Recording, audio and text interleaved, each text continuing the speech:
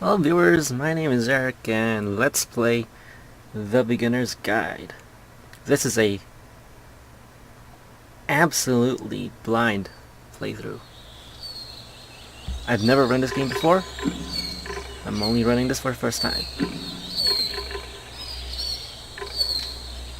Advanced options. Do maximum everything.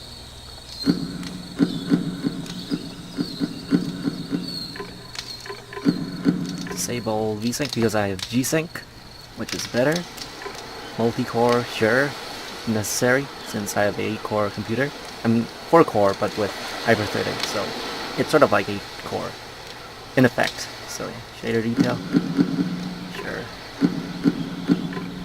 and apply.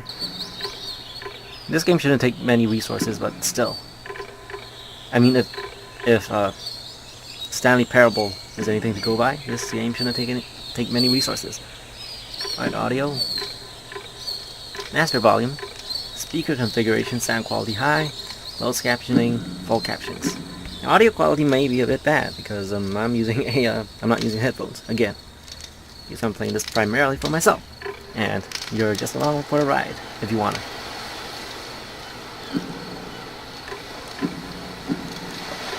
Alright, so let's just begin the game.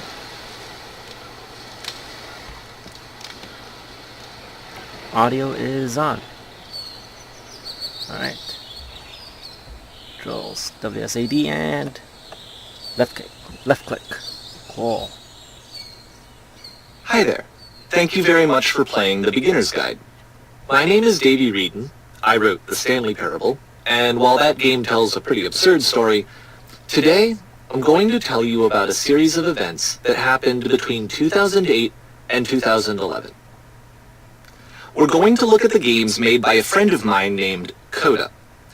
Now, these games mean a lot to me. I met Coda in early 2009 at a time when I was really struggling with some personal stuff, and his work pointed me in a very powerful direction. I found it to be a good reference point for the kinds of creative works that I wanted to make. So just to start you off, this is, I think, the first game he ever made. It's a level for Counter-Strike. You can walk around here, by the way.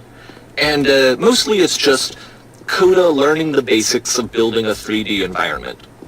But what I like is that even though he starts from the simple aesthetic of a desert town, he then scatters these colorful abstract blobs and impossible floating crates around the level.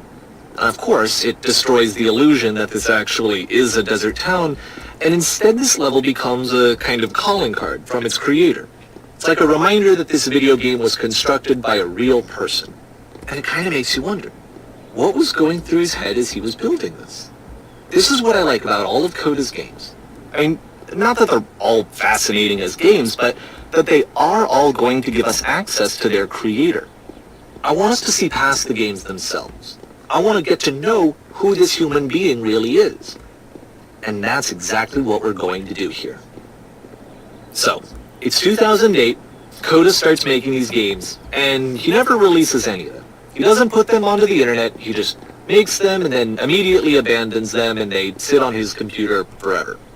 And I think he really understood this image of himself as a recluse. At one point he jokingly renamed his computer's recycling bin to Important Games Folder.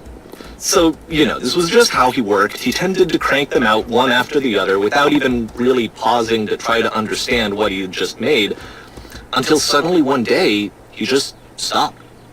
In 2011, that was it. He made his last game, and then he hasn't made another one since. And that's why I've taken this opportunity to gather all of his work together, is because I find his games powerful and interesting, and I'd like this collection to reach him, to maybe encourage him to start creating again. And if the people like you who play this also happen to find his work interesting, then I'm sure it'll just send that much stronger of a message of encouragement to Coda. So thanks for joining me on this. If you have a particular interpretation that I haven't mentioned here, or if you just need to get in touch, you can email me at daveywreden@gmail.com. Okay, that's about it for introduction. Let's take a look at Coda's first proper game. As each game is loading, I'll show you the date that it was completed. This first one was made in November 2008. White room. Alright. Warning. Whisper machine active. Shift destruction imminent. This game is called Escape from Whisper, and it's one of the more generic games you'll see from Coda. Alright, when do I get to shoot something?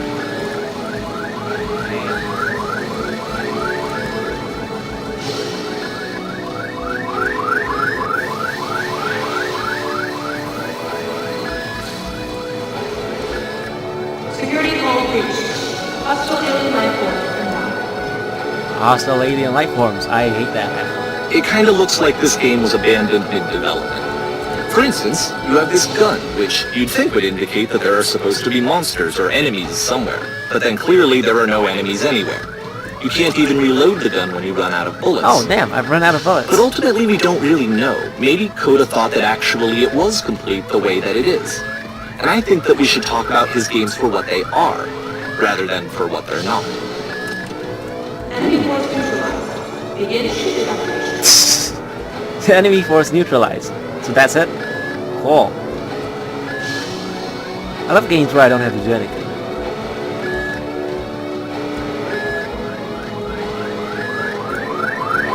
I love how you can see the bottom of the universe from this room. Oh yeah, there's the bottom of the universe. Nice.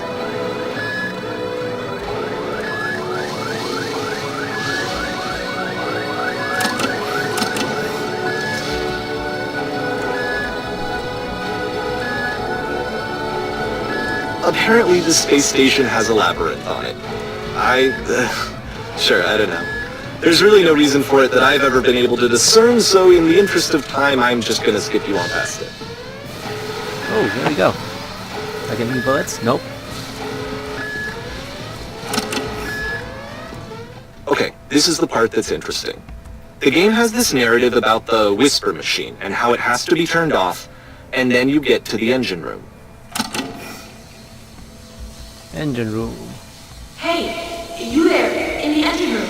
You could save us all. That beam is powering the Whisper machine. We could destruct it by introducing a great enough heat signature. Such as myself? Your body could stop the beam. It's so much to ask, but for all of our lives, would you do it? Could you give yourself? Well, I'm not real, so why not? Whee! Let me pause here for a second. What you just experienced, stepping into the beam and then dying, is probably what Coda had initially intended when he was developing this level. But when he first compiles and plays it, something goes wrong. There's a bug somewhere. And this is what happens instead.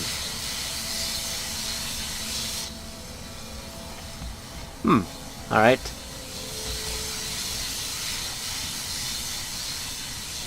Ooh. Wow. Okay. The beam causes you to start floating. And this is an important moment for him. Because yes, this is technically a glitch, but Coda identifies something human about it. Like how small it makes you feel in the face of this larger chaotic system. Or this floating could be the afterlife, a peaceful place, juxtaposed against all of the hysteria that you've just had to traverse. I don't even know. I have no idea what he was thinking, but what's clear is that after making this, something lodges itself in his brain. He wants to do more of these really weird and experimental designs. So he stops work on this and moves on to a stream of tiny little games that go in all sorts of directions. Let's go ahead and take a look at the first game he made after leaving this one behind. No child gets left behind. I'm just gonna shut up and, you know. Ooh, I can't move. Yep, in this game you can only walk backwards. Da, da, da, da.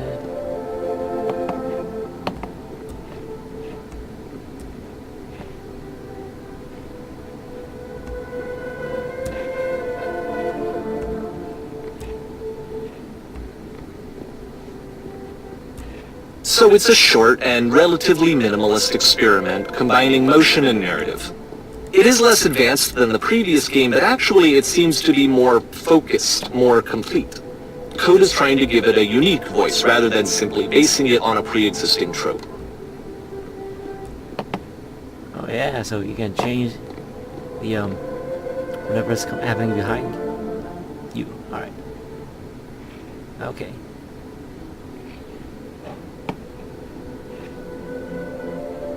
So that's where it is, and just keep moving. Oh, damn it. Oh well.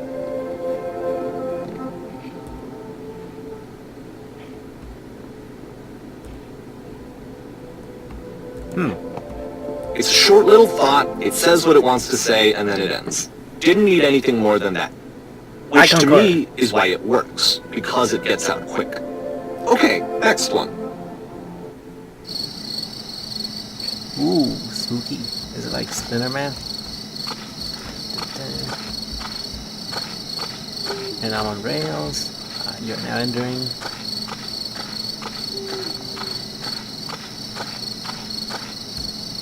And that's it. Okay, the meaning of this game won't be clear just yet. Please be patient with me for a few more games, and I promise you'll see what makes it interesting.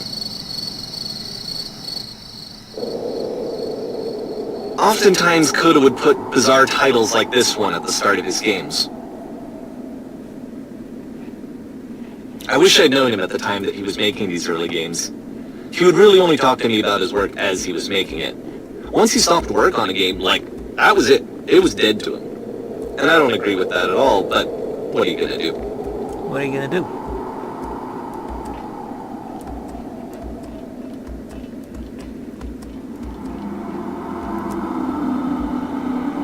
One thing I do like though is that why can't we have more like majestic structures like these in the games? Once you've been slowed to an absolute crawl, the door at the top of the stairs opens.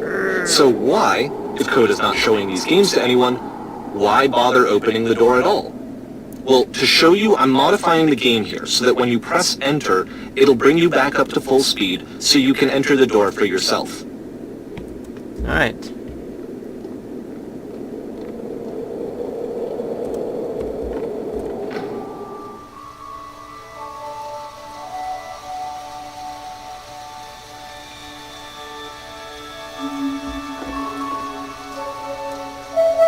Okay, so it's a bunch of, I guess, room ideas. that's warm and nice and filled with little ideas for games.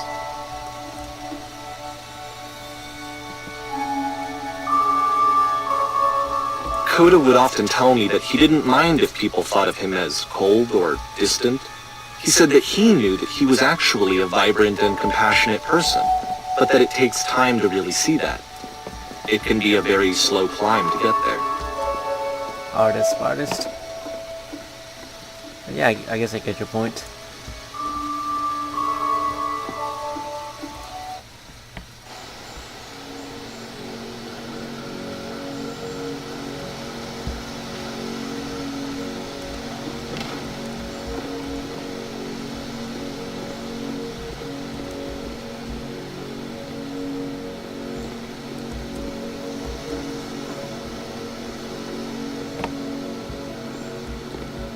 Well, this is new for Coda. It's an actual puzzle.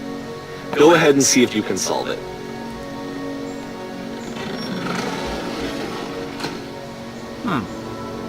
Is there anything else? Well, I can't go back up again, so I guess this is the only way forward.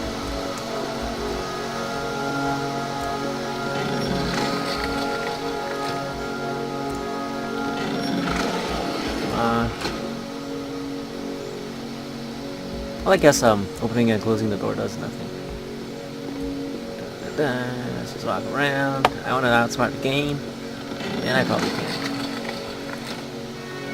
So, fuck it. And here I go.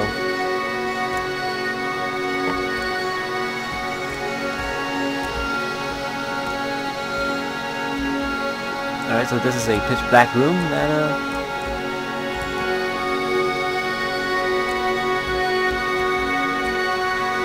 is pitch black, I guess.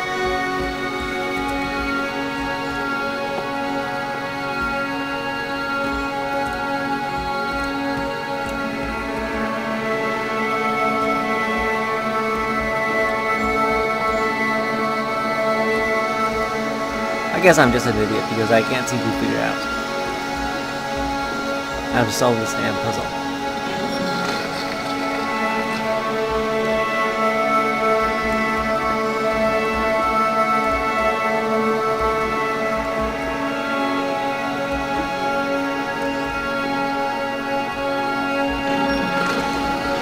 Alright, let me just walk you through it. You're gonna hit the switch on the outside to open the door, then hit the same switch and walk through the door before it closes. Oh. You'll see a second switch on the inside, which will open the second door.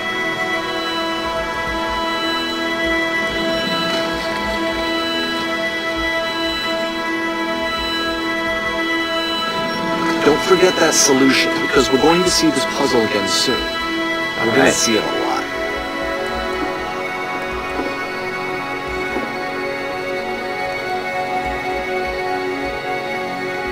It was pretty amazing, like game designers like being able to think of all these solutions that I can't think of.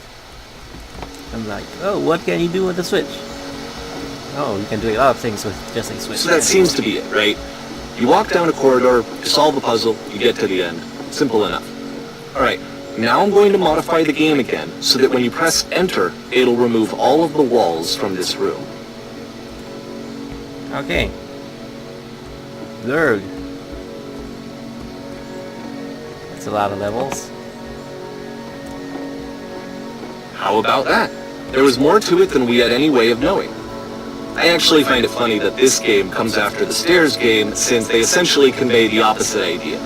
So, in the Stairs game, a dull exterior concealed a rich interior. And then, in this level, a dull interior hides this fantastic outer world. Either way, I think that the point is the same, is that most of the time you don't get to know what you're missing, or even that you're missing anything. That's not your role as a player. So if your role here is not to understand, then what is it? To appreciate? To give pretentious creators money? Nah, I'm just being mean. Aha! Alright. So, this, combined with the entering game from earlier, tells us that Coda believes his games are connected somehow. It could even be that the Stairs game and Puzzle game are literally connected in between this and the entering game. There's a bigger picture that all of his games are meant to play a role in, some larger meaning that we won't be able to grasp until we've seen all of them. And once we have, we can step back and start to understand what exactly that bigger picture is. The bigger picture is just the truth. The truth is just the bigger picture. The great and lovely descent. Oh, that's nice. I like the aesthetics of this. See? It looks clean. Let's talk about video game development for a second. Every video game runs on what's called an engine, which determines what the game can and cannot do. So in other words, the engine is a set of tools for game development. I sort of know what a game engine is. To make all of these games, Coda is using an engine called Source. Like all engines, Source has certain things that it does well, and it has certain things that it does poorly. One of the things that it does very well is boxy linear corridors. That's why so many of Coda's games are set in these large, flat, empty rooms, is just because he's working with what the engine does well. The tools available to the creator shape what kinds of creative work they're going to end up making. You might consider paying attention to the architecture in Coda's games, to notice how they seem to stem from an engine that's very good at producing linear, boxy corridors.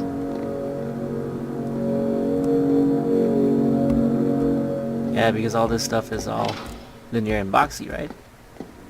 Darn it. I'm disabled. Not really. But if I was disabled, I guess the game will let me through that door. Okay, fine.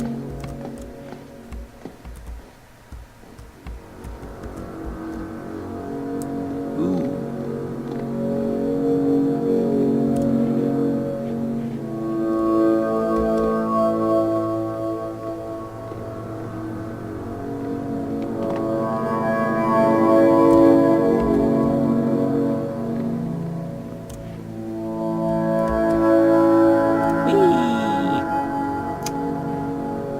Well, there's no fall damage in this game.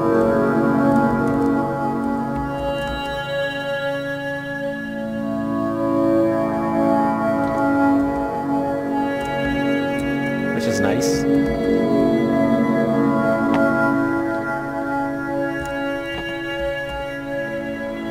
You know how high frame rates tend to give motion sickness? I'm definitely feeling a bit of that now.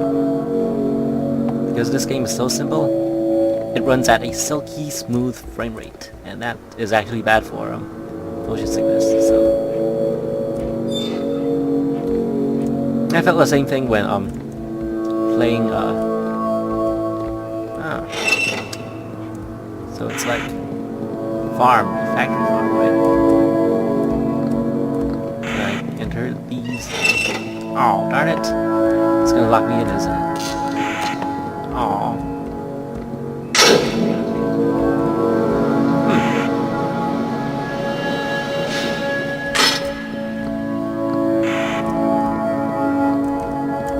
Am I supposed to go through there? Nope, I'm not supposed to. Okay. This prison, funny enough, in Coda's original design, the doors stayed shut for a full hour before letting you go.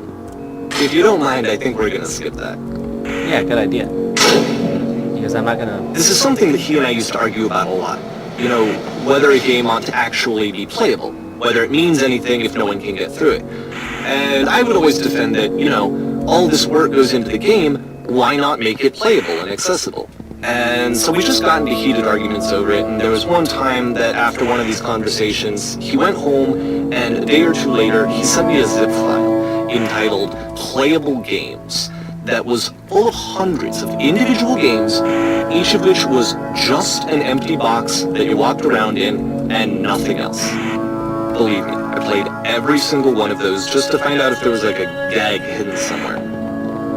There wasn't. There wasn't. Oh, darn it. I guess we can just enter through here then. So there's this glass preventing you from just taking a shortcut.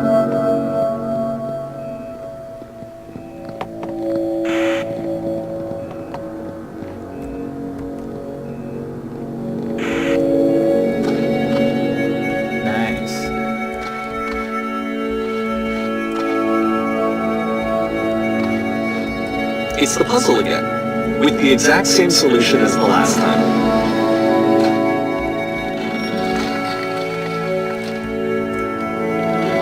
There's still no clear indication of what makes this puzzle so special that Coda is going to return to it over and over. But I promise I'll share with you my interpretation very shortly. Okay, you go do that.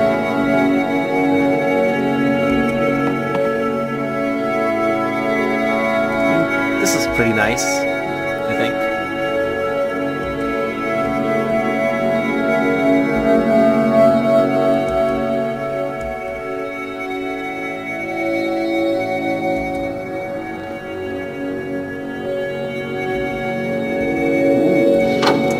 People-shaped things.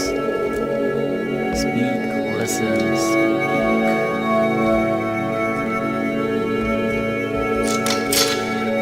You there, did you come from up above? Here, Coda begins using a kind of dialogue system that he fashioned out of the engine's chat capabilities. Use the 1, 2, 3 buttons on your keyboard to respond. So I could either talk about floating colored blocks, which was...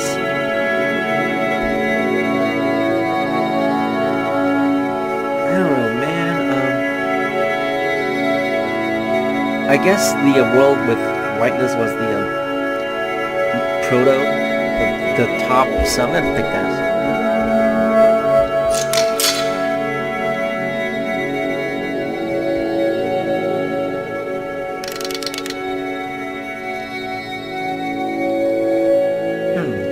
I could either tell you the truth, or I could lie, or I could plead the fifth. Why not? Let's plead the fifth.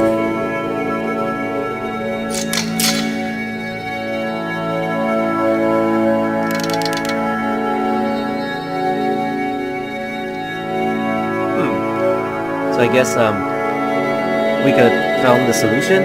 We could tell them that they don't want to get out, or we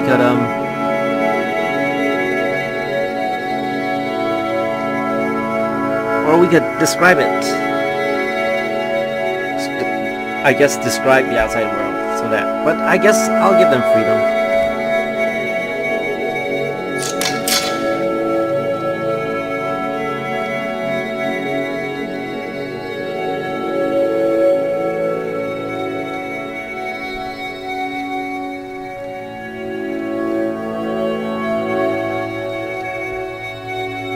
Oh, so we don't get to say anymore.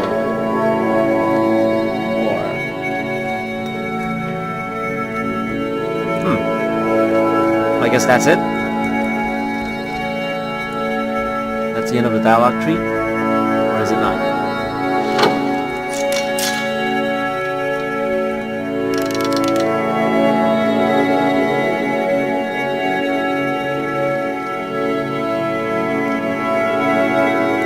So was there a puzzle you had to pass through?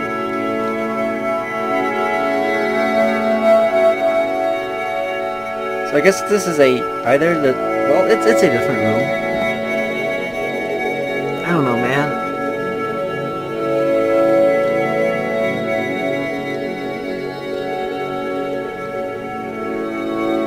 Well, I guess I could. I don't know, man. I'll just say I've been right here this entire time.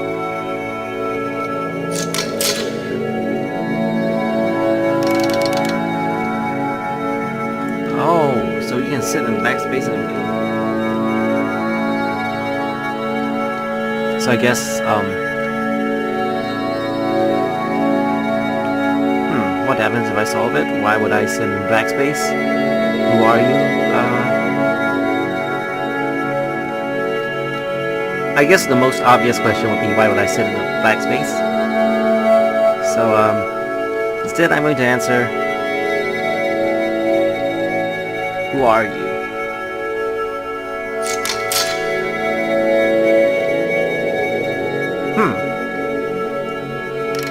Do my words even have consequence? So the backspace apparently should grow on me eventually. That's nice. It's kind of like Stockholm Syndrome.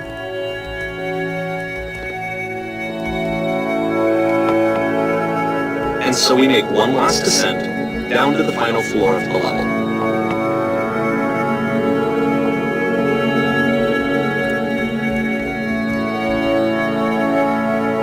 And now we're back in the streets, I guess? The streets? What is this? It's a lamppost. Okay, I can't tell you quite why, but for some reason Coda fixates on this lamppost. It's going to appear at the end of every single one of his games from here on out. I'll tell you what I think. I think that up to this point, he's been making really strange and abstract games with no clear purpose, and maybe you can only float around in that headspace for so long. Because now he wants something to hold on to. He wants a reference point. He wants the work to be leading to something. He wants a destination, which is what this lamppost is. It's a destination. We're going to see it in the work as well. His games are just going to become a lot more cohesive, a lot more fully developed, with more of a clear idea behind them. And as we go, that idea will get clearer and clearer and clearer. He just bought this asset and then he's just going to use it. Because he bought this asset. And why would you waste an asset you bought? So you have to use it. April 2009. This game is connected to the internet. As you walk around, you can leave notes. All notes you see are left by other players. Now, is that a truth or is that a lie? Is that true or is that a lie? I don't know.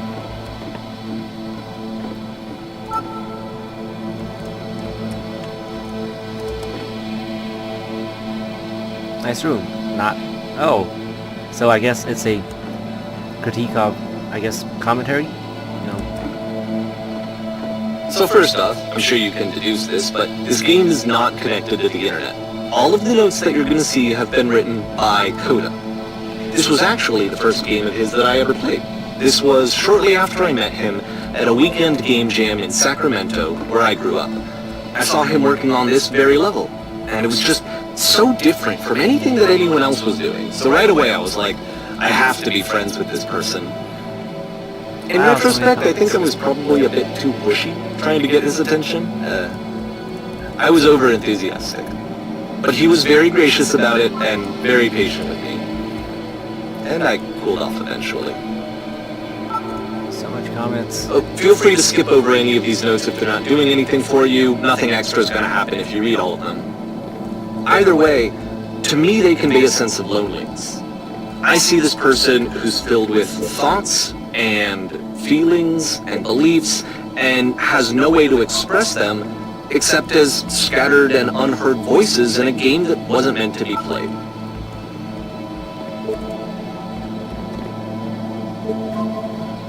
But it's ironic, isn't it, that in playing this game and seeing how alone Coda often felt, that we get to know him better and actually kind of connect with him. And I have to be honest with you, this idea is really seductive to me.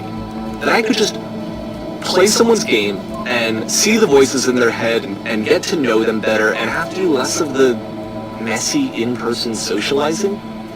I could just get to know you through your work. Well, I think this I is can't why I program always for liked shit, Coda's so. games so much. Is because it felt like they let me have that connection. I felt as though he was inviting me personally into his world. And then I feel less lonely too. Aww.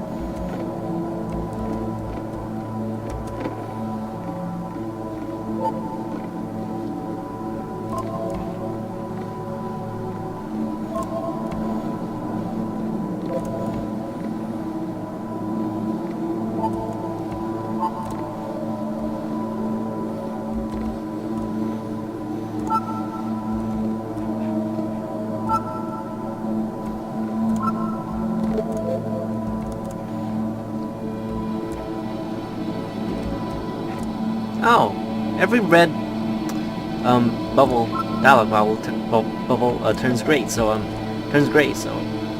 it doesn't do, I guess.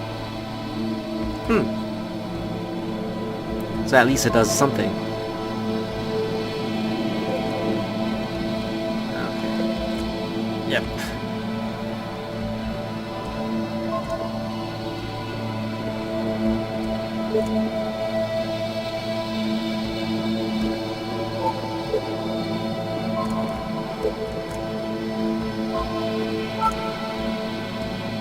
Okay, so I don't think we can go here. It's invisible wall. Yep. Ooh. I fall down. What did that say? Oh, there's a painting there. I hadn't noticed. I really hadn't noticed.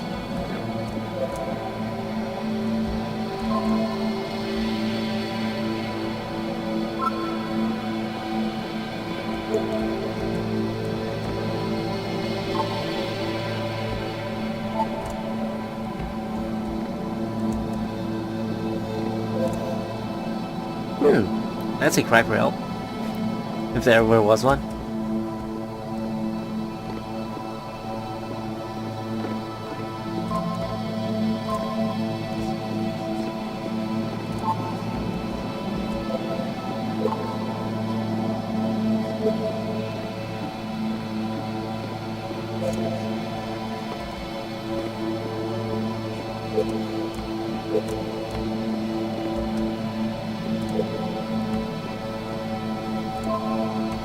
These are all made up notes, right? At the end of this level, we're going to see the puzzle again. And here, I'll tell you what I think the puzzle means.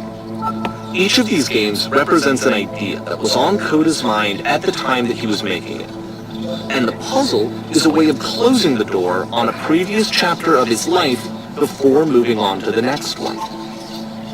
In each of his games, after exploring a theme that, he might find difficult, Coda can then place this puzzle that he knows has a reliable solution, he understands exactly how it works, and so it gives him a simple mechanism for moving on.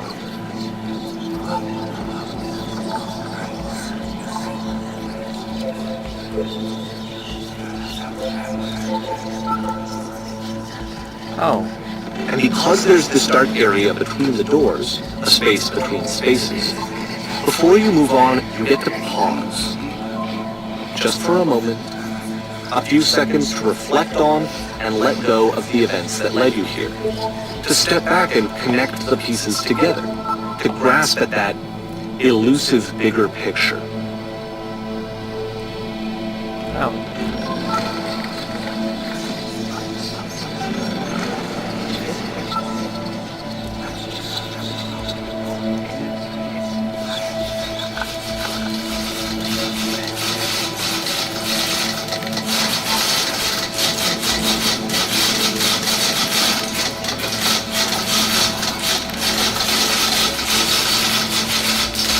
more assets. Or maybe he made it himself.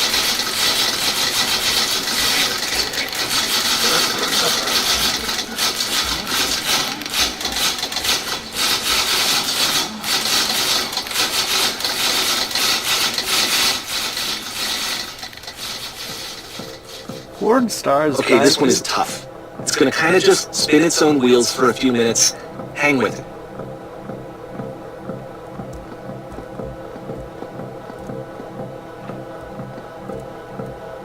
Here's a nice room.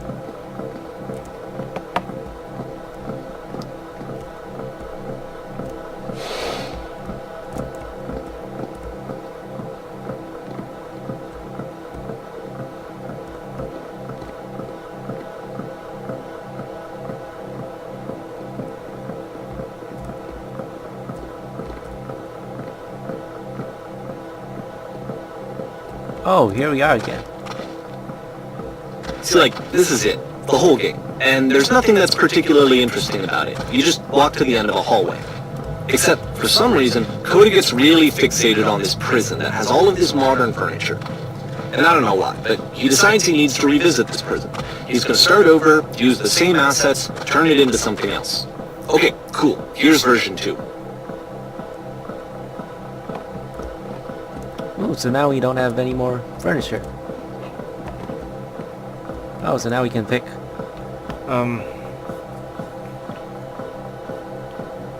Center of the room. Center of the room. Well, I guess a giant hole. See? You're not listening to me.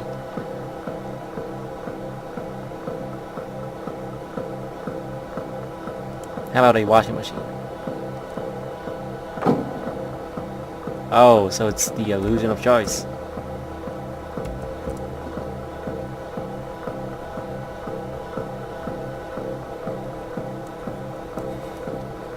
LEDs, because of the environment.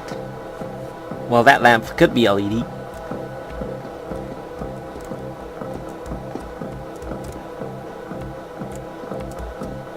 Alright, fine. Tables were invented in 1935.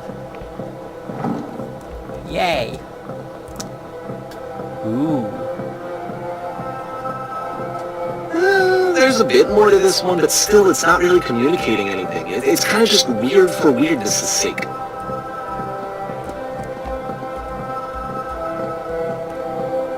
So okay, he throws it out and starts over. This time he comes at the prison idea from a different direction. Hello, please walk forward. Yes, I'm such a rebel. Fine, I'll walk forward. This guide will enable you to escape any prison environment. So click on this table. Photo frame.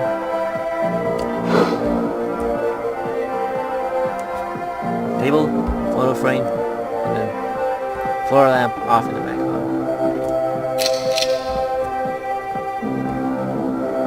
I can't remember all of this.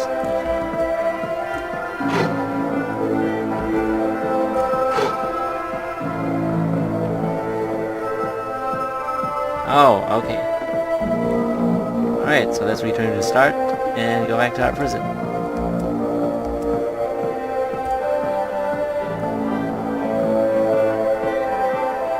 Alright, so. And of course, now the table's gone and you can't begin the chain of events to escape. Darn it. Here's a version where there are no bars, but you can't actually get to the well. And then a version where the inside of the prison is the outside and the outside is the inside. Let me just blink you real quick through a few more of these. I mean, he really unloaded on this prison idea. There's nearly a dozen of them. Personally, I think it's awful to watch this. To see a person basically unraveling through their work. And for what? Like, at what point do you just go, maybe there are game ideas other than this prison that I could be working on? But Coda doesn't have that voice telling you to stop. That particular mechanism of defense against yourself. Without it, you just spiral. And so he keeps going and going and going and going and going, and then he hits on something. And he likes it. And that's it. He's done. He stops making prisons. This is the very last version of the prison game that he created. And the reason I think it works is that the prison is not actually in it. Ooh. So we're in a blacky, dark space, cave, I guess, tunnel. And here we are. I guess that was a building. And we can't see shit. And there's that post. And, just some bushes. And there's, of course, the TARDIS. And we're gonna go to space.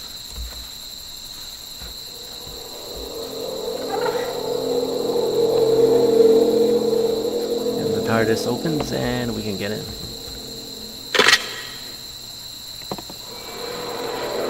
Hello? Who is this?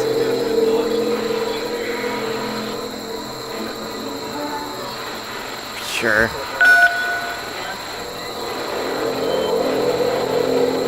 So this is the TARDIS.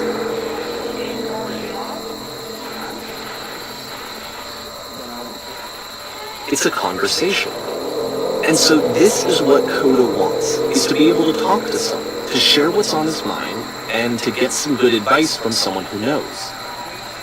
But the irony is that even in this scenario, you're still talking to yourself. You know, all of these games so far are Coda talking to himself.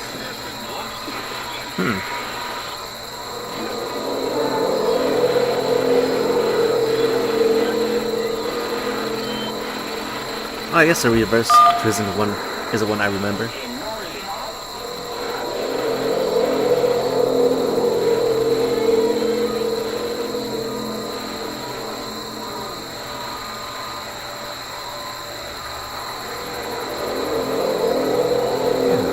I guess I'll do this.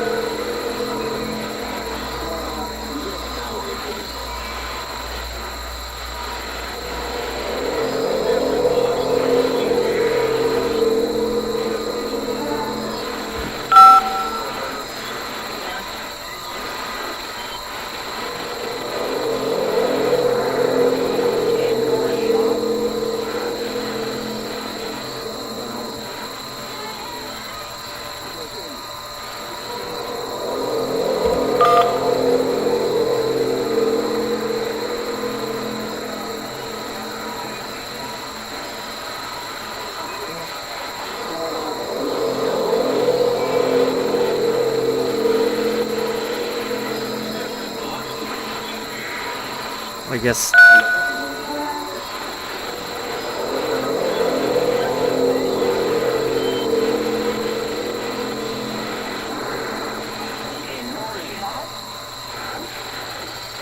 What? Alright. Sincerity. Tell me their feelings, and we're just talking a bit. I guess I'll try this.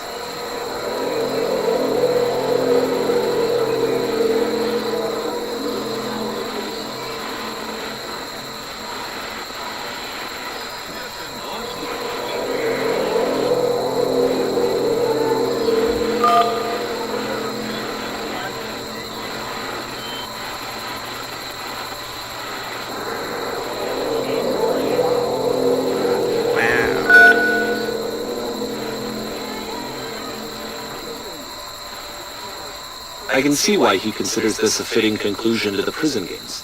After all of the obsession and frustration, just to be told by someone you can trust that things are going to be okay. Wouldn't that be nice?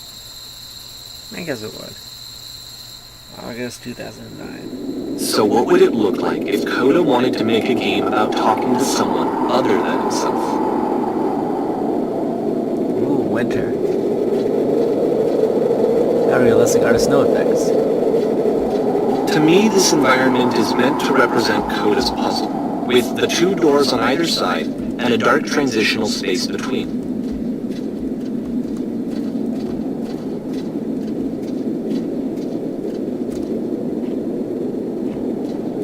The snow isn't as realistic as Tomb Raider. Just so you're aware, nothing will happen up here until you've been inside the house. Okay, fine. Jesus.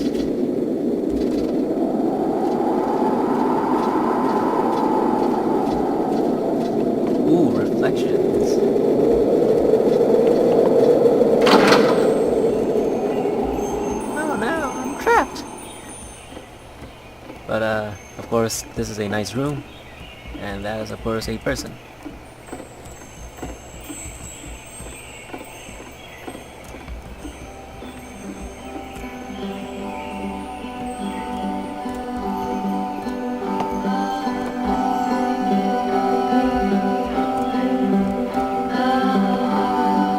Toilet.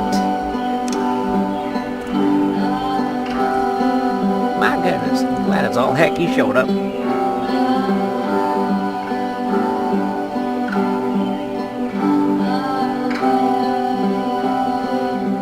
You'll notice that the quality of the art is a step up from previous games, including this new and improved chat system, which he started using from this point on.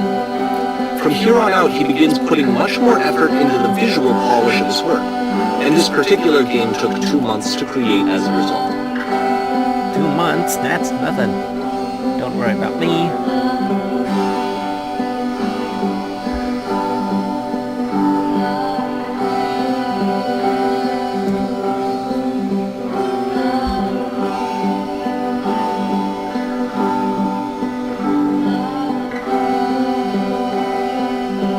Alright, I guess.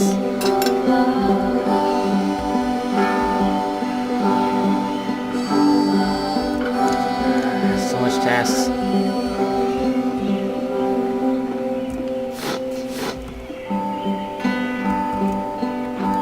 The rug. Oh wow.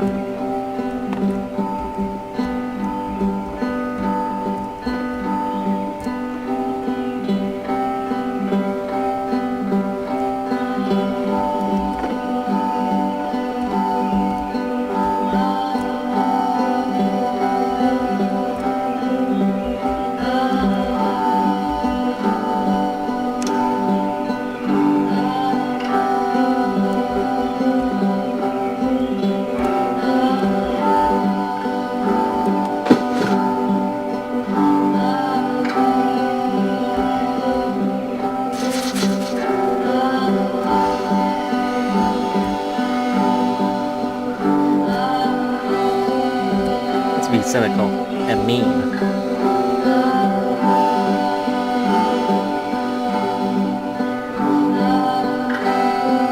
Yeah, shut the fuck up, douche.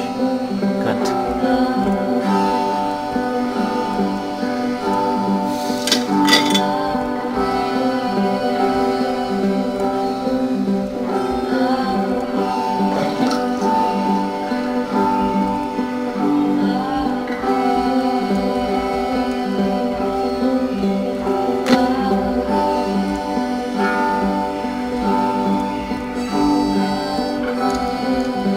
After the intense set of prison games, this house cleaning level almost feels like cleansing. It's the moment after a particularly difficult or traumatic experience where you just need to let it sit and digest inside of you, and eventually cohere into something meaningful.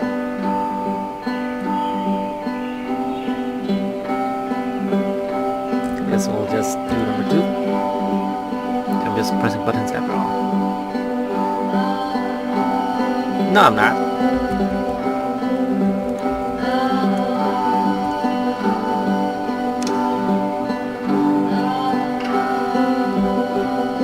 I know that Coda really liked this game. Of all his work, actually, this was the only one that he called me up to ask me to come over and look at it. This was during a period of a few months where he was like grossly happy all the time. Just walked around with a constant smile on his face.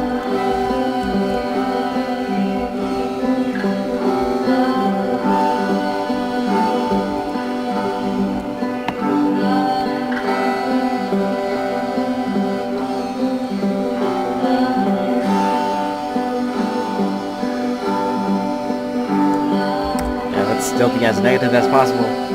You happy piece of shit.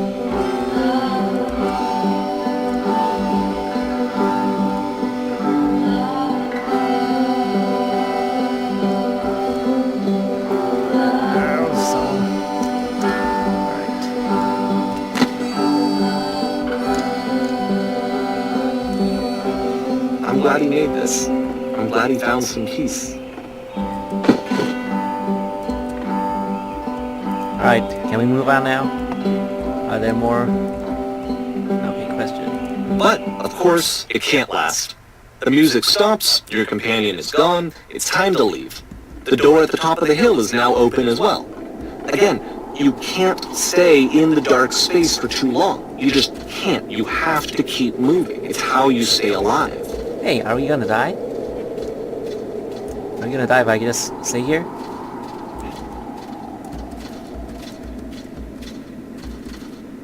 I don't know, man. It's like something test. Oh, Which is the whole point of the puzzle doors, right? That sooner or later you have to pick up and move. I really thought that was the point of it. September 2009. This one gets a bit goofy.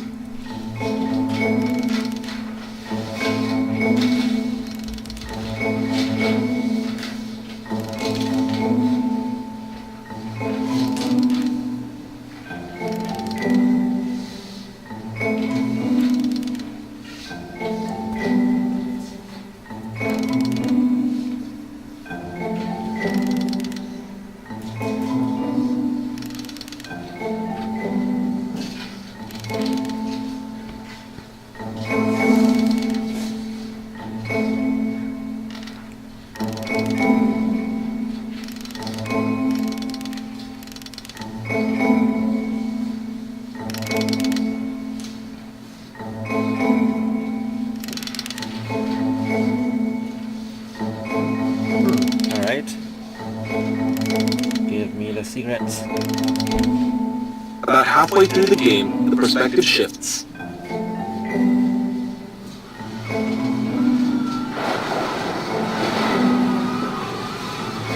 Wait, so are people just being sucked into the...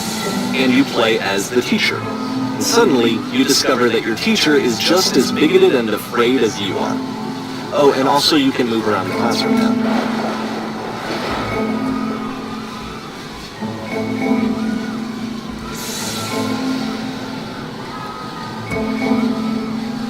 Okay.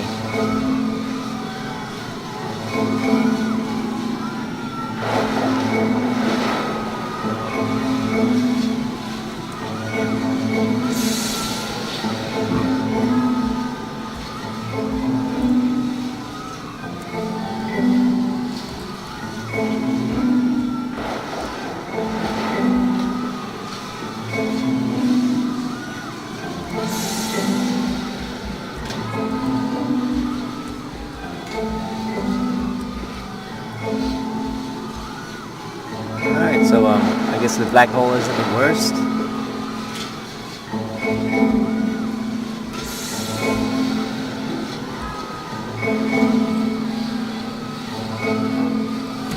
Sure. So I guess the gray ones are the teacher's thoughts, and the yellow lines are his talking points.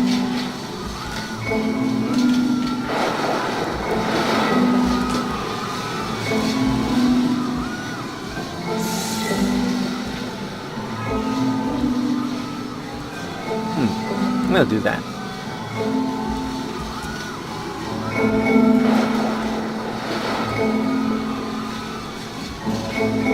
Oh I fell well. pretty hard for this one. I feel like it's one of the most relatable experiences that you can have. To assume that some other person is perfect and totally fulfilled in every way, and completely miss all of the little flaws that make them painfully human. I think about this game a lot these days.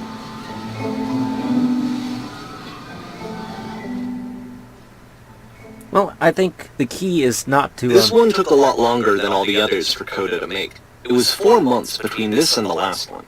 That's twice as long as it took him to make any other game before this, and it's not like it's particularly complex, so I remember I found that a little strange at the time. See, I think the key is not to absolutely idolize or worship someone, but to recognize that there are areas where they are objectively better than you in. Stage. Cool.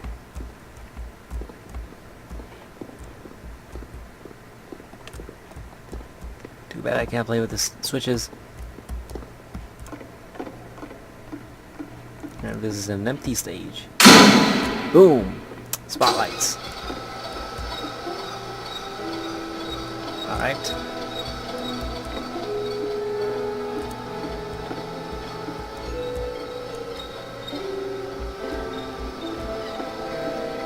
Okay.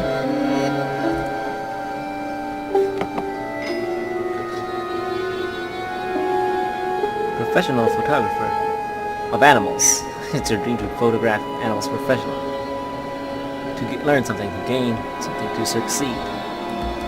Alright.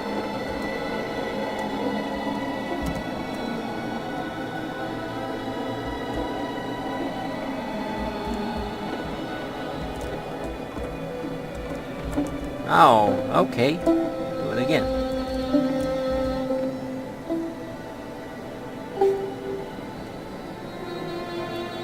Alright.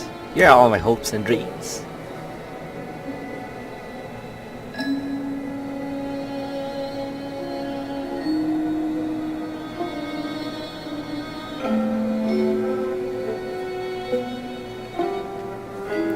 Okay, people.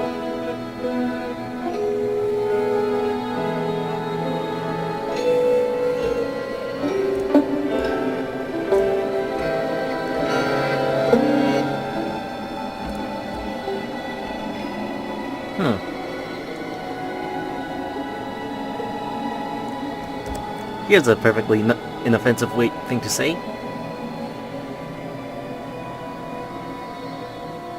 Oh, anxiety stuff. Alright.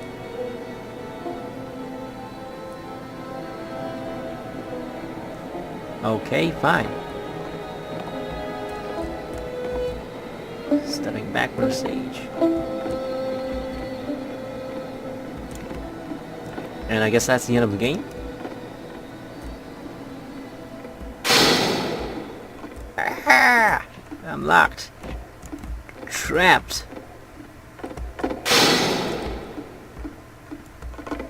The game ends with this eerie premonition of what's going to happen next in Coda's life. The solution, social anxiety, to fears of having to perform and having to chase success, the answer for Coda is to withdraw, to hide himself away. Which is what leads to scenarios like the stairs that slowed you down several games ago, where it just becomes harder and harder to access Coda's inner landscape because he keeps retreating. He just keeps backing away from possible connections to anyone other than himself. And to be honest, I didn't consider it very healthy when I first played this game. You know, it looked to me like he was trying to justify the idea of just disconnecting yourself. And that wasn't what I wanted for him or for his games. Because I feel like a lot of his games are inviting you to connect with this person, to bring him closer. But what can you do? After this, Coda went off and took another 5 months to make a new game. June 2010. Mobius trip. To play this game properly, you must keep your eyes closed. Like the beginning game. Fuck. Alright.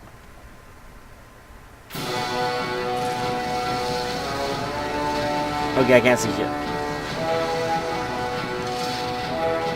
Okay. Now I have to open my eyes to actually...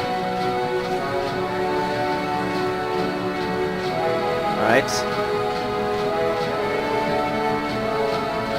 Well, I guess we're blind, so, I don't know what to do. I can't see the controls. So basically, yeah.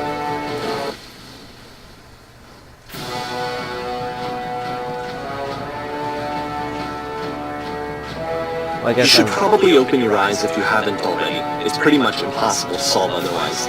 Okay. And there is a solution, by the way.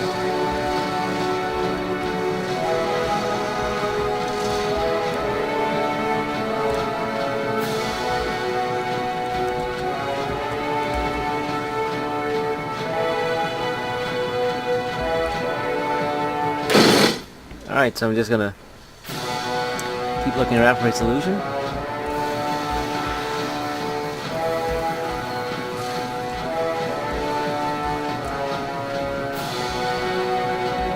Alright, so let's find shields.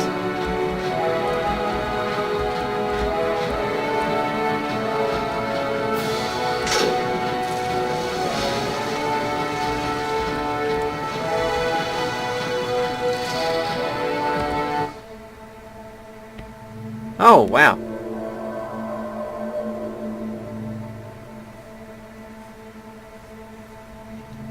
Like I said, I was getting concerned. First off, he's never been this explicit in his work about exactly what he's thinking. So, where's that coming from? But then, even weirder, his work has potentially stopped being an outlet for him. Not like he's having trouble iterating on ideas, but he literally just can't think of new ideas anymore. And in person, he was being a lot more distant than usual. Like, you know how sometimes a person will just deflect anything that you say in order to keep themselves disconnected all the time? It was that kind of thing. Here was the point in my relationship with Coda where I really started to wonder if he needed my help in some way.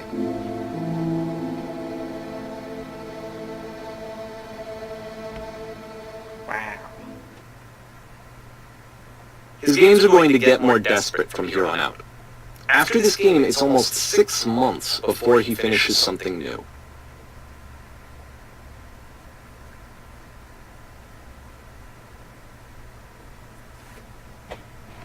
Alright, so I'm just gonna do a scan of my environment. Just make sure I can't see anything. Alright.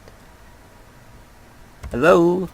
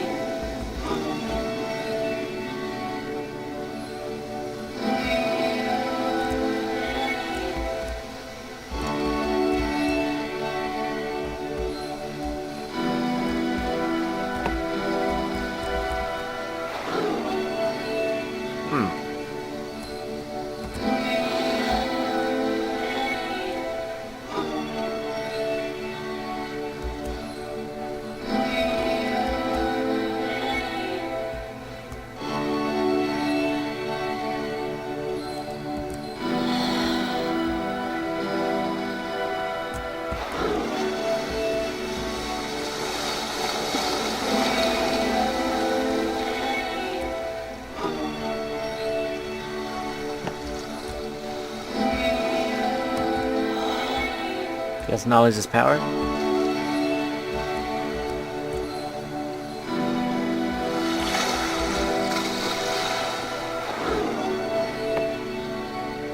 If the last game featured Coda talking explicitly about his creative frustrations, this one turns it up to 11.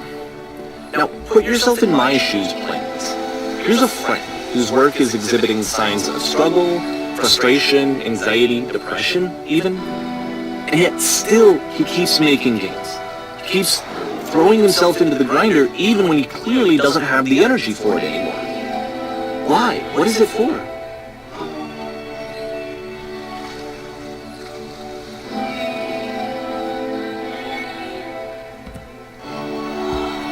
Oh, so I chose the third option and just said deal.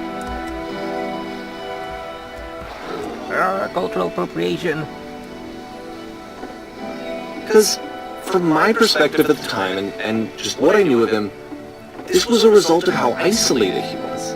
He was in his own little bubble, just sitting at his computer all day, not really showing these games to anyone, not releasing them onto the internet, and so he didn't have anyone outside of himself to connect with. He had no outlet to ground himself on. I'm just gonna say, hey, I recognize this.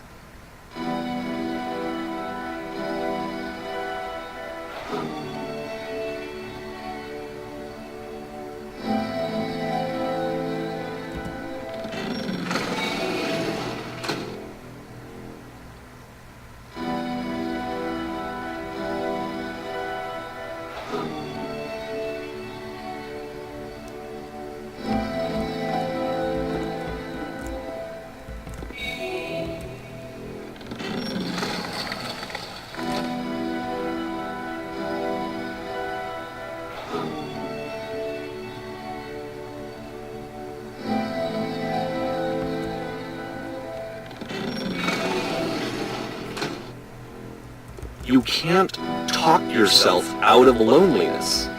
It doesn't work that way. You can't be the one writing both the questions and the answers. Then there's no movement. Then there's no circulation. If all of your anxieties are being channeled into your work, then if the work ever fails, you have no backup and you're just going to crash.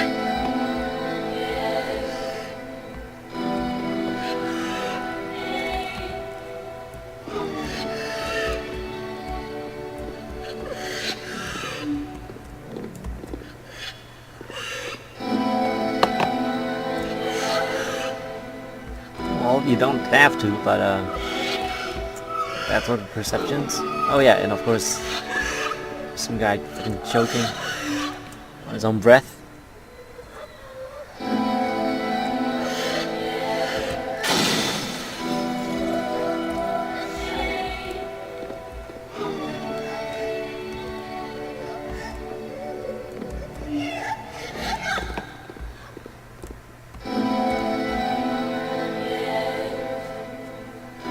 Alright. Completely excited and enthusiastic about my work. Seeing this game at the time that he made it, it looked really unhealthy to me. I was watching him do this to himself, and I hated it. I hated seeing him so trapped. It's like, video games are not worth this amount of suffering. This is someone I really cared about. And I used to get so much joy out of seeing him create. For him to suddenly become angry and frustrated like this, it was the worst thing for me.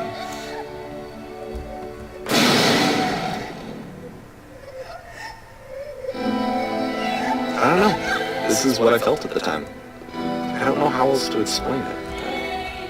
I wanted it to stop more than anything. I had never felt so rotten. I needed more than I had ever needed anything for this to stop.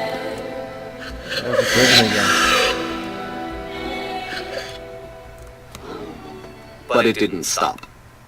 After finishing this one, Coda takes another 7 months and comes up with a new game. So is this the last game? I think so. Or maybe not. The Machine.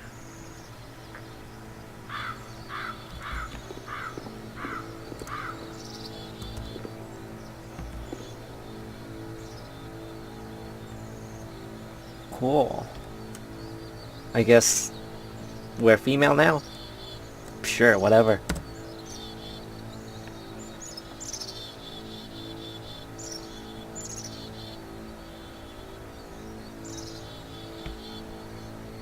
Oh, so we're now going to torture Coda?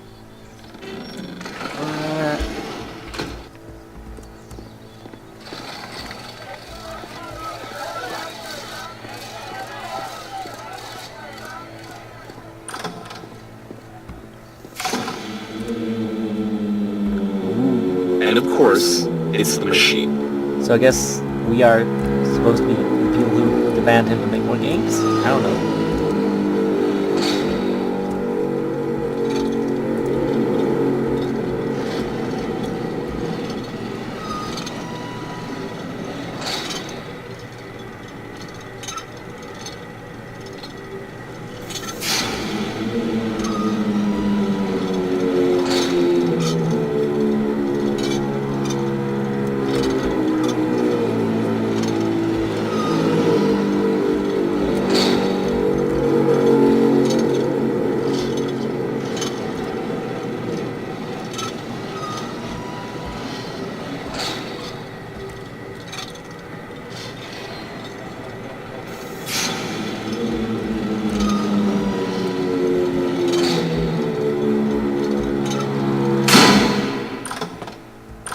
This is so dumb. Ooh, we're back in gray thingies. Back into the gray shooter. Gray and brown shooter. Alright, let's see. Friends, I guess. Because we're nice.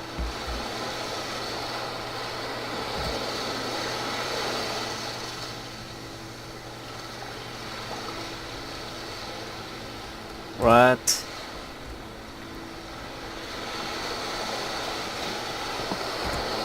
Yes, this is true. That is a good.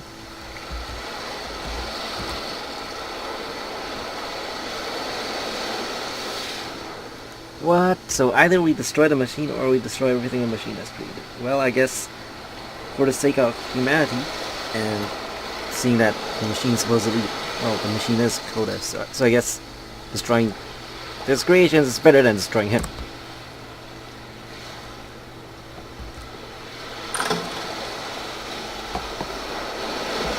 And we're back on the stage.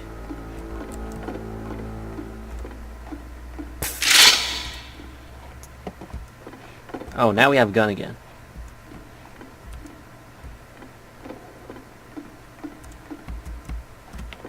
And what's going on? Finally gonna kill someone? Maybe die?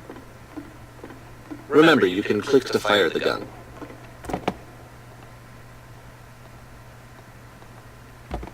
What? Am I gonna run out of bullets?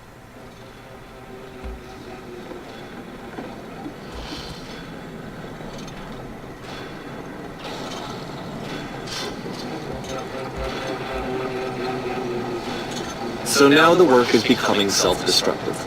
And I'll tell you, at the time that I first played this game, shortly after he made it, here's what I'm thinking to myself. I'm thinking that Code is stuck in his own head, and that it's having a very negative effect on him, and that all he needs to do is just start showing his work to people, to get some actual feedback on his games. It might get him out of isolation. And so, as I'm thinking this, I realize that I could be the one to initiate it. Because it would never occur to Coda to start actively soliciting feedback, so what if I did it for him? If he could see the difference it would make to have more actual conversations with other human beings, would that bring him out of his mental spiral? Would it give him confidence in himself? Would it bring meaning back into his work?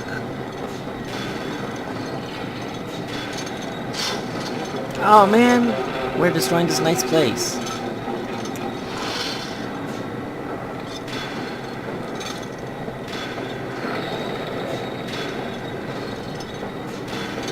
This cozy fucking room, man. And that was So I started showing Coda's work to people. I took this one, and the island which you just played, the theater, the notes, the house cleaning game, and some of the prison escape games. I brought them to people that I knew and trusted. I asked their opinions. And the great part is that they really loved his games. You know, the point of it all is just to give them some external reference point, but they genuinely loved his work. There was nothing for him to be afraid of.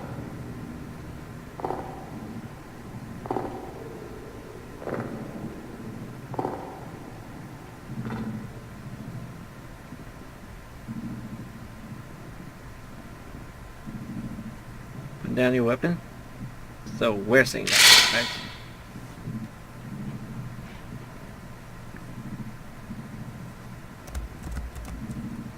Well, I guess we're supposed to just kill Coda, I guess.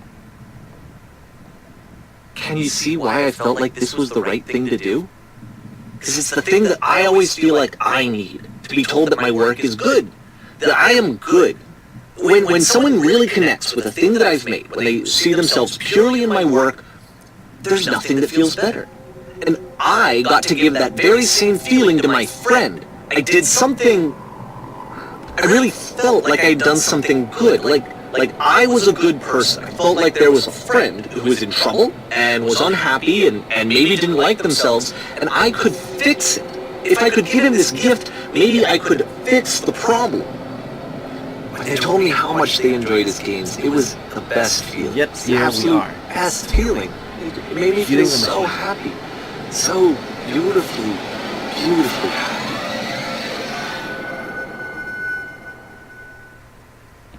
So yeah, I didn't shoot Coda. How fantastic. So anyway, Coda finishes this game, and then really he just kind of takes off for a while. So this is June of 2011, and I didn't hear anything from him for several weeks, I guess. And so out of nowhere, one day I get an email, and it's got a private link to a new game of Coda's. This one is called The Tower, and to my knowledge, it's the last game that Coda ever made. So let's take a look. June 2011. The Tower.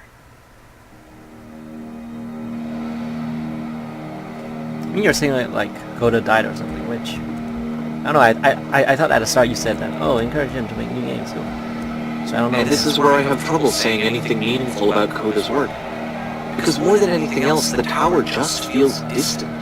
It feels like it's trying to distance itself from the world. It's a very cold game. I don't know, man. I kind of like this environment. Even though I would never play a game with like these kinds of environments myself. This room actually has a maze in it.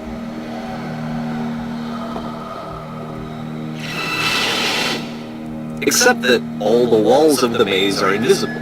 And then every time you touch one of the walls, there's this awful flashing and noise, so the experience is really miserable. The game goes beyond not being meant to be played, it actually seems to despise the player for trying to play it at all.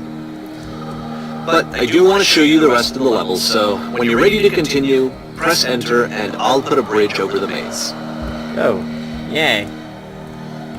And we're back to these tiles that have markings on them. Wall 128.128. And to be fair, it's not like this is the first game that's needed some modification to be playable. Like the house cleaning game. You know, that one used to actually loop the cleaning chores and you just cleaned the house forever. I had to cut it off so that you could exit the house and the game would actually end. But that game had an idea that it was actually trying to communicate. What's the deeper idea behind the invisible maze? The only way past this challenge is to randomly guess the 6-digit code. Like the invisible maze, it's frustrating to me, because it's the opposite of everything else that Coda has made. It doesn't encourage thought or engagement. It doesn't ask anything of me, except a lot of my time. If I could have reached him during this time, then maybe I could have asked him, but I couldn't. I still don't really understand why this is here. I'll put the code on the ground for you here, though, so that we can move on.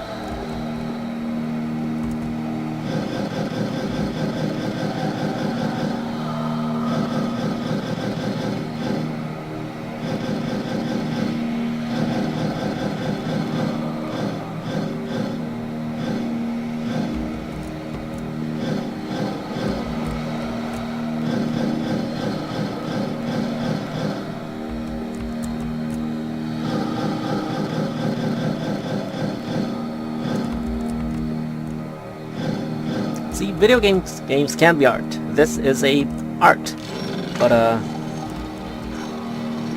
personally, I'm not that big of a fan of art. I prefer like simulation and stuff.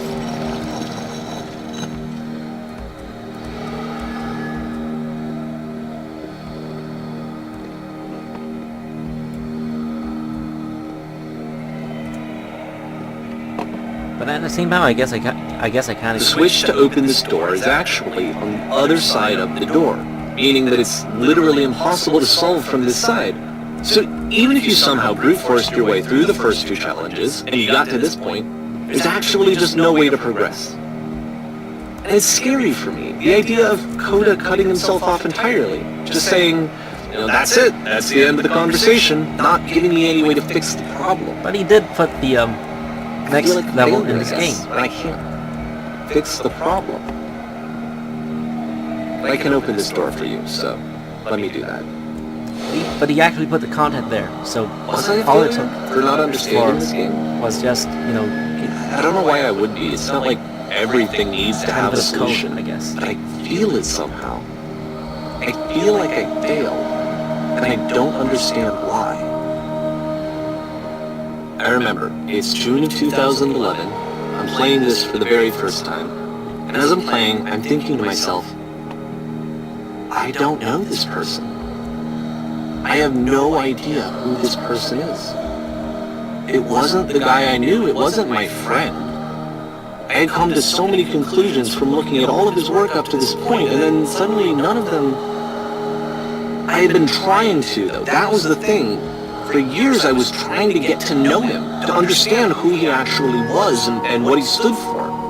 I asked him so many times to please just tell me what his games mean to him. I asked him please to tell me what the 3 dots mean. And he wouldn't. Oh, well, at least there's some different colored light. I just felt so strongly that if I could have connected with him, that if I could have somehow made his work my own, that I would finally be once and for all happy. It was that I needed to see myself in someone else. I needed to be someone other than me. But he stopped and left. And it felt somehow like I had failed.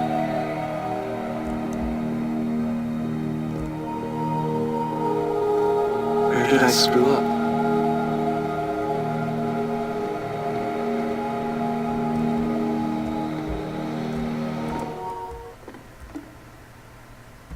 Ooh. I'm the reason that you stopped making games, aren't I? It's because of what I did. I poisoned it for you.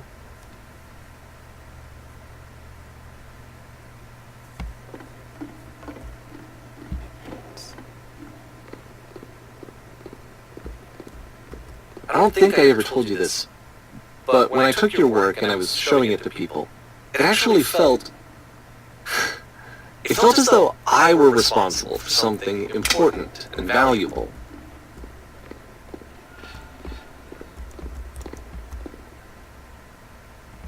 And the people who played them, they treated me like I was important. They really listened and cared about what I had to say. Even though I was showing your work, I felt good about myself. Finally. For a moment, while I had that, I liked myself. What? What? What?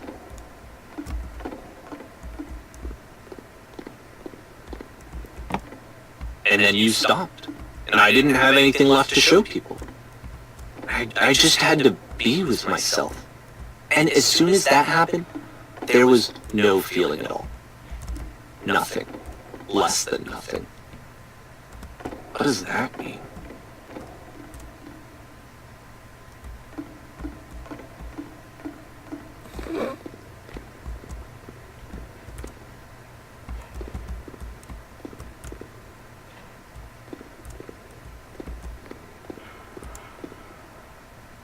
Well, I hope that the stuff I'm is afraid fictional. that I did something really stupid because I don't like myself.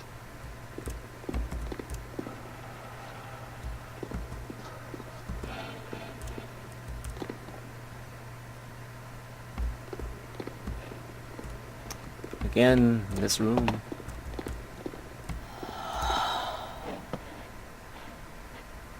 That's why I'm releasing this collection of your work, is because I haven't been able to find any other way to reach you. I've tried everything. And so a part of me has hope that if I put this compilation out into the world, and if I put my name on it, that maybe enough people will play it so that it'll find its way to you, so that I can tell you that I'm sorry. I know I screwed up. If I apologize to you truly and deeply, will you start making games again? Please, I need to feel okay with myself again. And I always felt okay as long as I had your work to see myself in. I mean, is something wrong with me? Because I know that I did an awful thing, and I'm doing it again right now. Like, I'm showing people your work, but I can't stop myself from doing it. That's how badly I need to feel something again, like I'm an addict. There has to be something wrong with me. Can I apologize? What if I tell you I was wrong? Will that work? Will that fix it? I don't know. I don't think it will, but there's nothing else that I can do. Just tell me what you want. I'm sorry. I'm sorry. Please, start making games again. Please help me. Please give me some of whatever it is that makes you complete. I want whatever that wholeness is that you just summoned out of nothing. You put in your work. You were complete in some way that I never was. I want to know I want to know how to be a good person. I want to know how not to hate myself. Please. I'm fading, and all I want is to know that I'm going to be okay.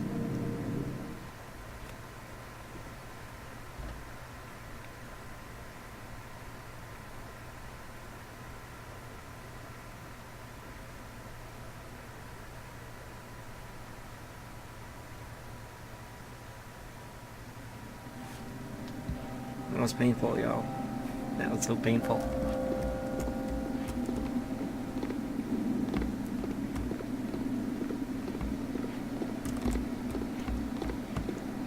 I was like 50 emotion away from choking up, which isn't much, but I mean, More love, more praise, more people telling me that I'm good. Always more. trains. I like It's like a trains. disease.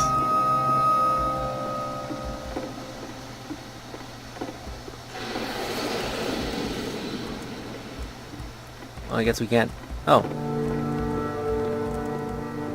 And there are no windows to this train because you can't model stuff outside.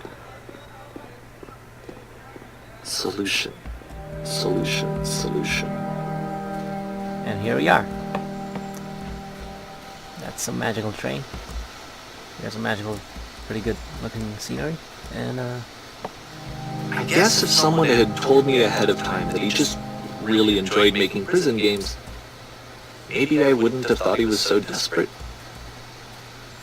I wouldn't have told so many people that he was depressed. Maybe he just likes making prisons. yeah, maybe that.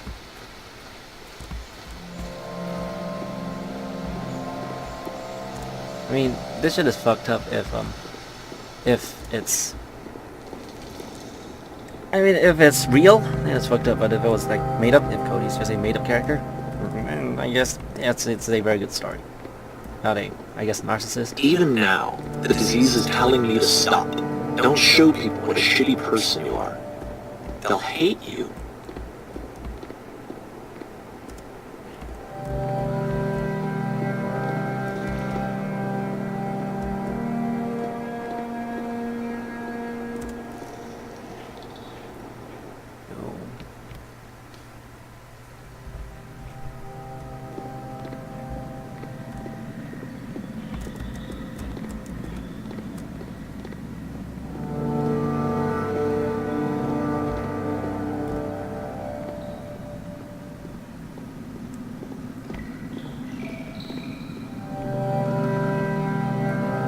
If I knew that my life depended on finding something to be driven by other than validation, what would that even be?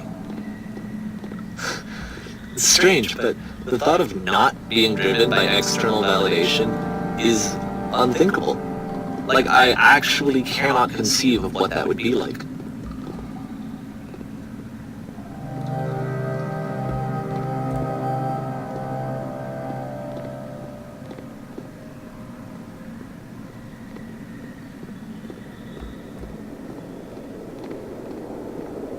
What now? I don't know, is this still, Coda's work, or is it Devon's work right now? Because I guess maybe Coda is just, like, I guess, whether, I mean, the character or the person I of think Coda I need to go. is showing, Man, Devon what I'm sorry, he because could do. I know that I said that I would be here and I would walk you through this, but I'm starting to feel like I have a lot of work to do. I have a lot that I need to make up for. And so I'm Okay, fine. just gonna... Okay.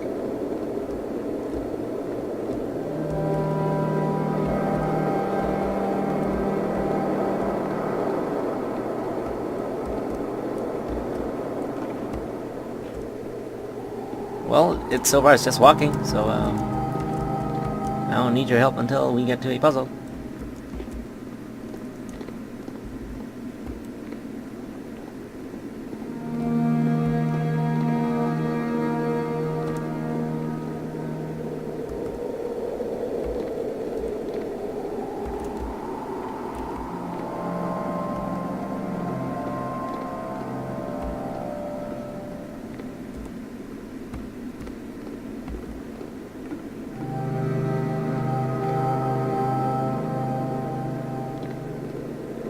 Okay, so that's the edge of the map. Cool.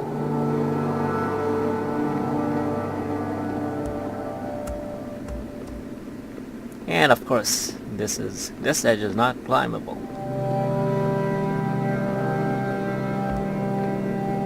Even though in real life, it could very easily be,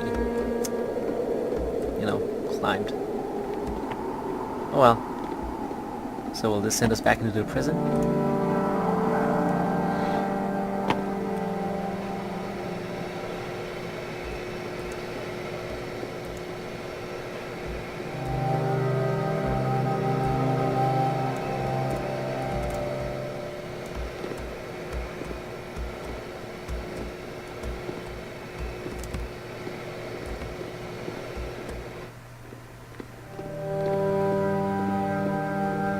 And we're back here again, apparently.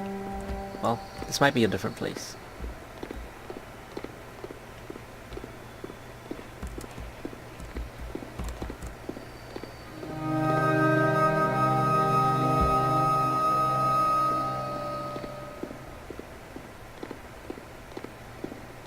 And there is the beam of light, I suppose. It's like the same one in the game with the spaceship? I don't know.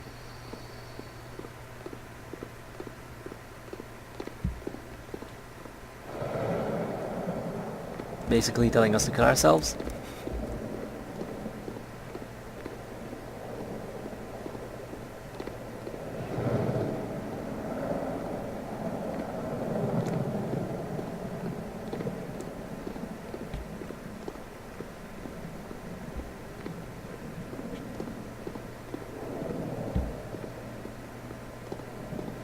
Yes, I know what to do.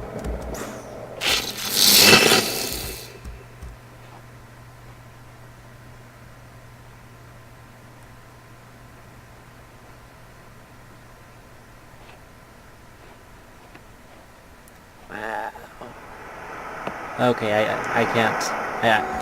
I don't even... What?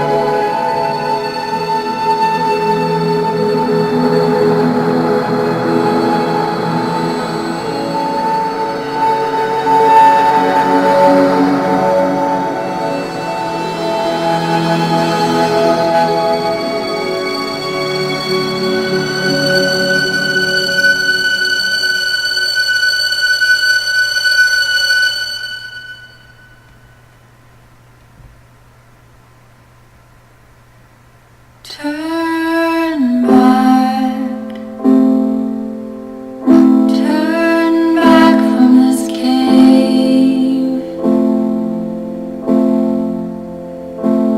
You said, let me prove that I'm brave. Let me keep going. That's obviously it's fictional. Alright. But the cave goes for miles and miles and miles. And you are so tired, but I know that you're strong. So turn back, turn back.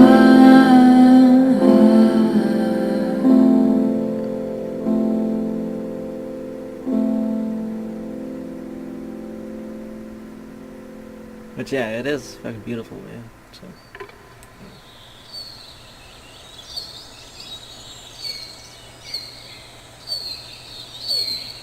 So yeah, that was the beginner's guide.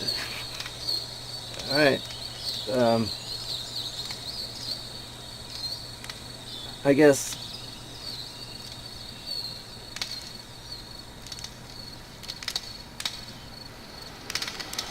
it's weird, man.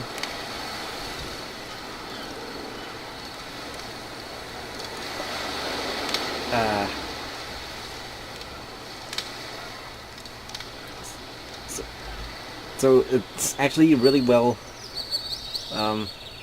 made, I guess. You know, the whole story or meta story thingy. You know. Well, yeah, I am speechless. Probably most people are speechless as well. Oh well, that was the beginner's guide.